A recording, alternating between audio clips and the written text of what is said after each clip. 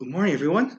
This is Lynn Sugiyama speaking on behalf of the Arizona Buddhist Temple here in Phoenix, Arizona. Let's begin with our hands together in Gassho.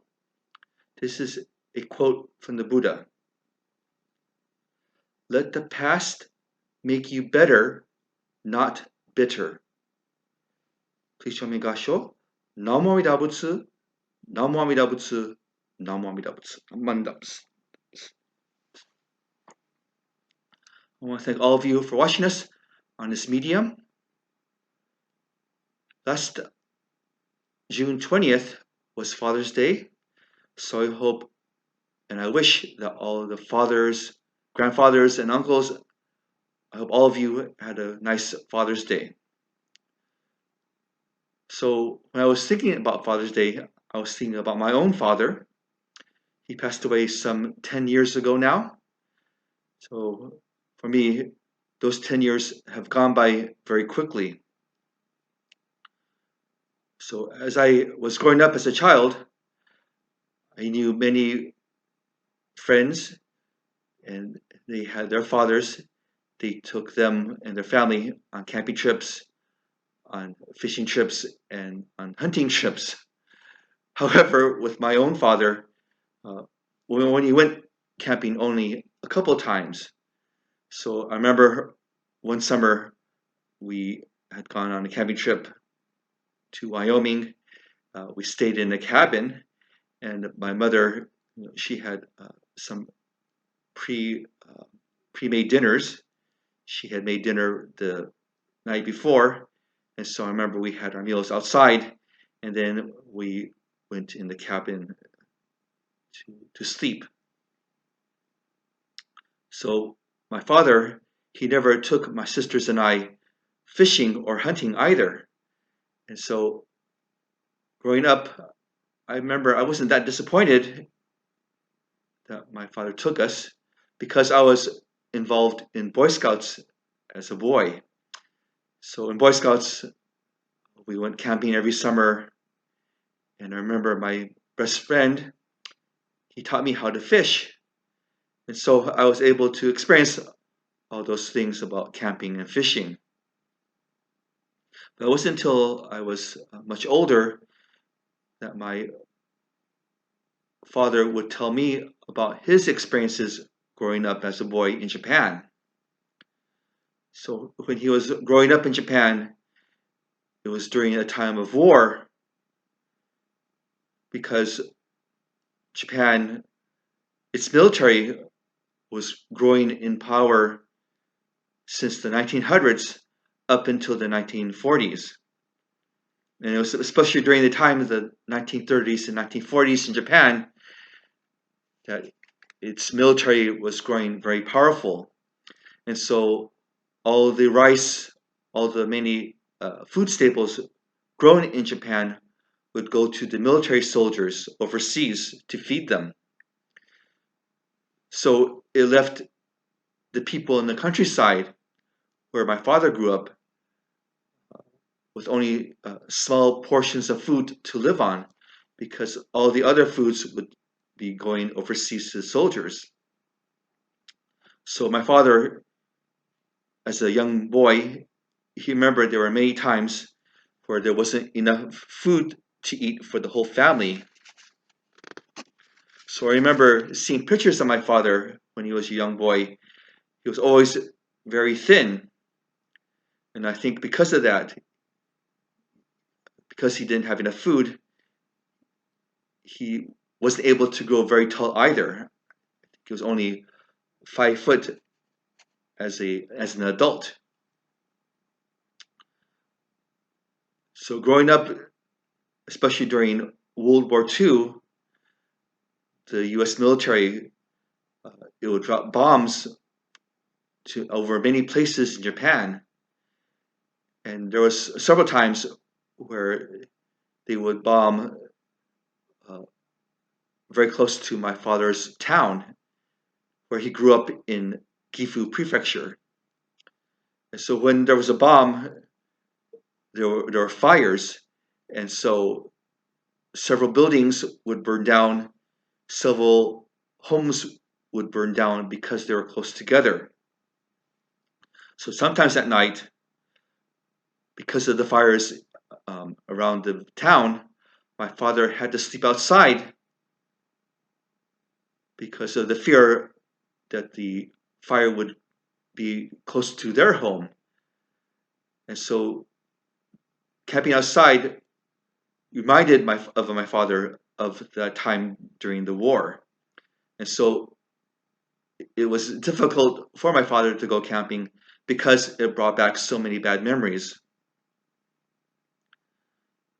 So my father also told me about why he never fished.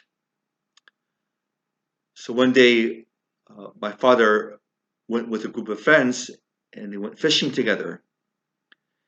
And so my father caught this big fish and he was so proud of himself that he brought it home and he showed his mother this big fish.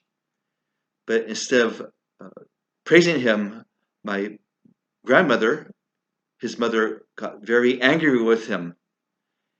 And so, and he put him into a closet, a closed closet in the house. So at that time in Japan, children who are naughty, they were put in the closed closet in the home.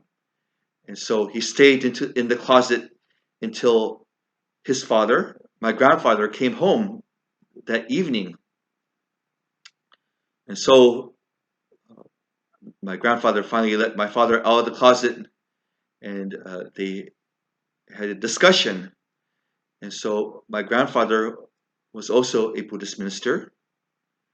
And so he told my father that he was the son of a Buddhist minister. And so it was not right for him to fish and to catch fish because he should respect life, that all life was precious. It should not be intentionally taken, it should not be intentionally killed. And so this lecture really affected my father, and he never fished after that. So, these two stories, these were negative events that happened in my father's life. But when I was growing up, my father never really told us those stories until I was much older in life. But when I was growing up, I thought that those negative events never affected my father's outlook in life. He was never bitter about what happened during his life because I think he experienced many good things in life also. So he was able to grow up in Japan with the help of his and guidance of his mother and father, and that he was able to go to school. He was able to graduate from a university in Japan, and that he was able to become a Buddhist minister there. And then he became an overseas minister. He was able to come to the United States to become a Buddhist minister in Arizona, in Colorado, and in California. And during his life, he got his master's in comparative religion at Claremont Graduate School, and he was able to meet his wife, my mother, and he had 3 children, my sisters and I. And so growing up, I remember many lessons he taught my sisters and I growing up. And I think we had a good life together. My father lived to be 85 years old, and so I think overall he led a good life. So I think he always had a positive outlook in life. He never was bitter. I think the lesson he taught us was to live life fully and to not to be bitter about the negative events that happen in one's life. And so I hope all of you who are listening, I hope that all of you Never let bitterness control your life. And so the quote from the Buddha teaches us that we learn from the mistakes in our life and to make life better and to not become bitter in life, because that can negatively affect your outlook in how life treats you. So again, please live your life fully and to apply the Buddhist teachings to get through the difficult times and the good times in your life. So the Buddhist teachings teach us to transcend ourselves, to become enlightened persons, and to understand that even though life may have some bitter moments, to always look at life positively and to live it fully. So Michael Sensei, Von Sensei, and I, we all share our understanding of the Buddhist teachings. So I want to take this time to thank all of you who listen to us, and I hope that you're able to get some inspiration in the things that we have to say in our Dharma talks. So I want to thank you for your support of us and for the Buddhist temple. So Sunday is going to be the 4th of July. So I hope that all of you have an enjoyable 4th of July weekend. Please be healthy and please be safe. Let's put our hands together. This is a quote from the Buddha. Let the past make you better, not bitter. Please join me in Gasho. Namo Amida Butsu. Namo Amida Butsu. Namo Amida Butsu. Thank you again for listening.